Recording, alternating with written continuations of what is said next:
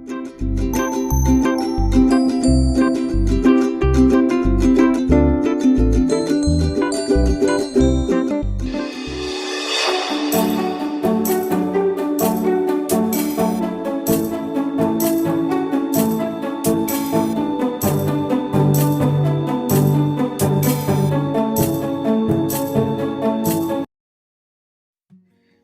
दोस्तों, मैं हेमंत कुमार स्वागत करता हूं आप सबका हमारे YouTube channel the unique academy Ramnagar में।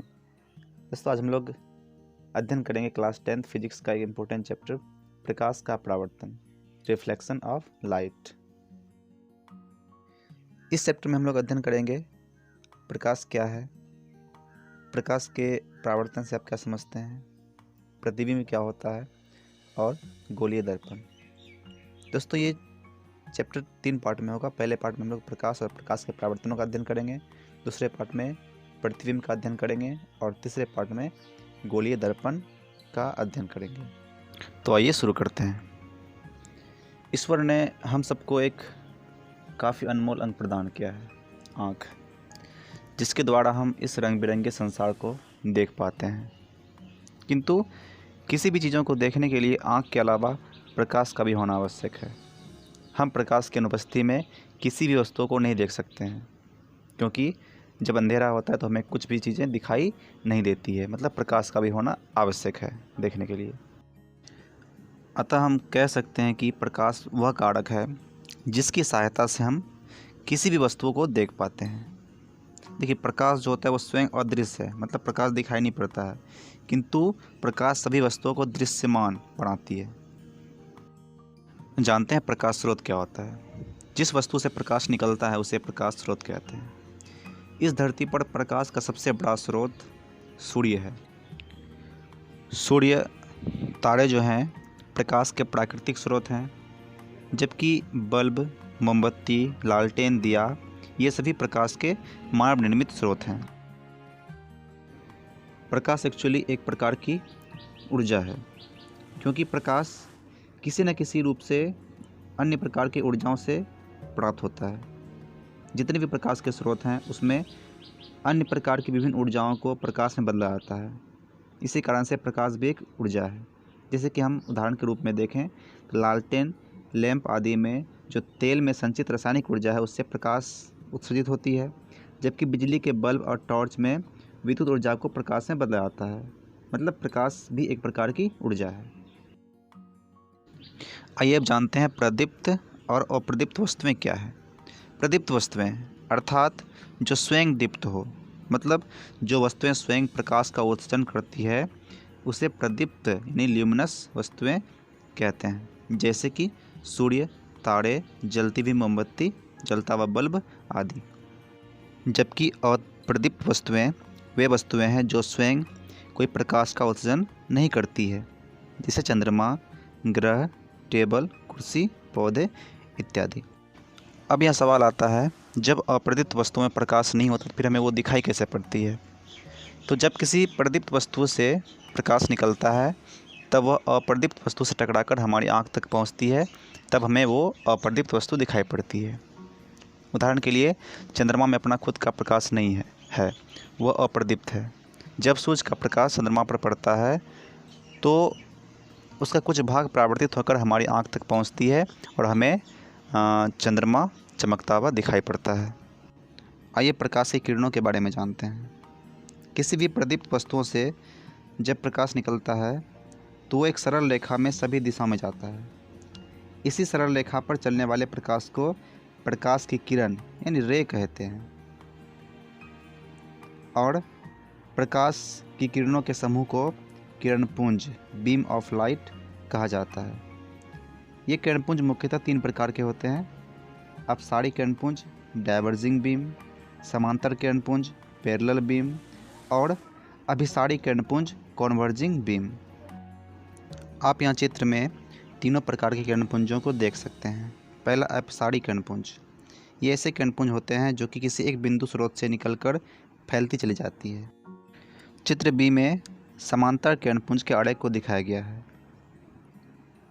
इस किरणपुंज में प्रकाश की किरणें एक दूसरे के समांतर होती है। सूर्य से आने वाले किरणपुंज को समांतर किरणपुंज माना जाता है।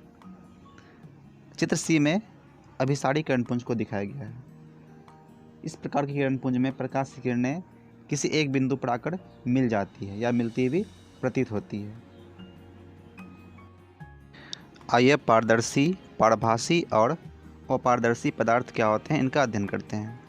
पारदर्शी पदार्थ, जिस पदार्थ से होकर प्रकाश आसानी से पार कर जाता है उसे पारदर्शी पदार्थ कहते हैं, जैसे कांच, पानी, हवा आदि।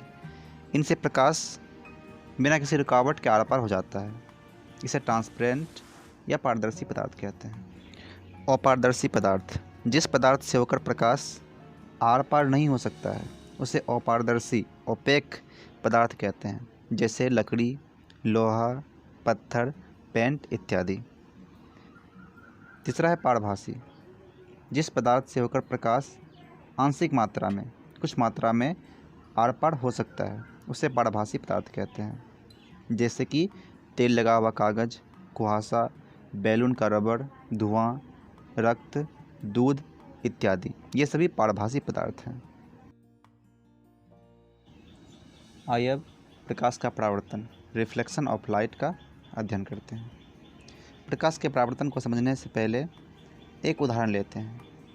जब हम गेंद को किसी दीवार या ज़मीन पर मारते हैं तो गेंद टकराकर पुनः वापस लौट जाती है। जस्ट यही घटना प्रकाश के साथ भी होता है। जब प्रकाश किसी वस्तु पर पड़ती है तो प्रकाश उस वस्तु से टकराकर पुनः लौट जाती है। इसी घटना को प्रकाश का परावर्तन कहते हैं। आइए परिभाषा के माध्यम से प्रकाश का परावर्तन क्या है समझते हैं। जब प्रकाश किसी वस्तु से टकराकर पुनः उसी माध्यम में वापस लौट जाती है तो इस घटना को प्रकाश का परावर्तन कहा जाता है। समतल दर्पण, जो कि हम सबके घरों में होता है, उसे प्रकाश का सबसे अच्छा परावर्तक माना जाता है। समतल दर्पण को बनाने के लिए कांच की एक समतल प्लेट की एक सतह को रजतित यानी कि चांदी की कली की जाती है और रजतित करने के बाद चांदी की पतली परत पर अन्य गहरे रंग की पेंट चढ़ाई जाती है ताकि चांदी की परत खरोंच से सुरक्षित रहे। आइए प्रकाश के परावर्तन के नियमों का अध्ययन करते हैं। प्रकाश की किरणें जब किसी सतह पर पड़ती है और टकराकर लौटती है अर्थात उसका परावर्तन होता है, तब वह कुछ नियमों का पालन करते हुए परावर्तित होती है। इन्हें ही परावर्तन के नियम कहते हैं। परावर्तन के नियम को समझने से पहले कुछ पदों को जानना आवश्यक है। चित्र में समतल दर्पण से होने वाले प्रकाश के परावर्तन को किरण आरेख के द्वारा दिखाया गया है।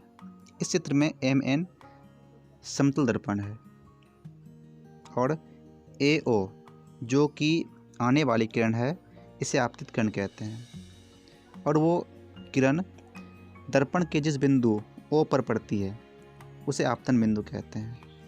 आपतित किरण बिंदु O से टकराने के बाद ये OB की दिशा में लौट जाती है जिसे परावर्तित किरण कहते हैं। तो यहाँ पे OB परावर्तित किरण है और आपतन बिंदु O पर जो एक लंब ON डाला गया है इसे अभिलंब कहा जाता है।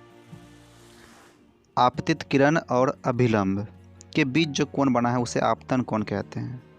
तो इस चित्र में NOA आपतन कोण है तथा परावर्तित किरण और अभिलंब के बीच जो कोण बना है उसे परावर्तन कोण कहते हैं। तो इस चित्र में NOB परावर्तन कोण है। आपतन कोण को I और परावर्तन कोण को R द्वारा सूचित किया जाता है। आइए परावर्तन के नियमों को जानते हैं। प्रकाश के परावर्तन के दो नियम हैं। पहला, आपतित किरण, परावर्तित किरण और आपतन बिंदु पर डाला गया अभिलंब तीनों एक ही तल में होते हैं। और दूसरा नियम है, आपतन कोण हमेशा परावर्तन कोण के बराबर होता है।